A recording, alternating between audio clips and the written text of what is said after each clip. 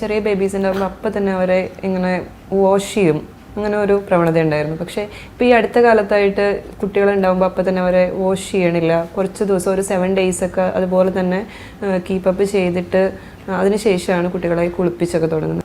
അതിപ്പോൾ ലാനുഗോ എന്ന് പറയുന്നത് ഒരു പ്രൊട്ടക്റ്റീവ് ലെയറാണ്. അത് ഫുള്ളായിട്ട് അങ്ങനെ വെക്കണമെന്നുള്ളതല്ല, കുളിപ്പിക്കാറില്ല, പക്ഷെ അത് റബ്ബ് ചെയ്ത് കളയുന്ന രീതിയിൽ ചെയ്യാറുണ്ട്. പിന്നെ ഈ പറയുന്ന വളരെ വെയിറ്റ് കുറഞ്ഞ കുട്ടികളെ പ്രത്യേക മെറ്റീരിയലിനകത്തൊക്കെയാണ് ഇപ്പോൾ വെക്കുന്നത്. 24 hours പോളിപ്രോപ്പിലീൻ എന്ന് പറഞ്ഞൊരു പ്ലാസ്റ്റിക് ഡ്രസ്സ് അതിനായിട്ടുണ്ട്.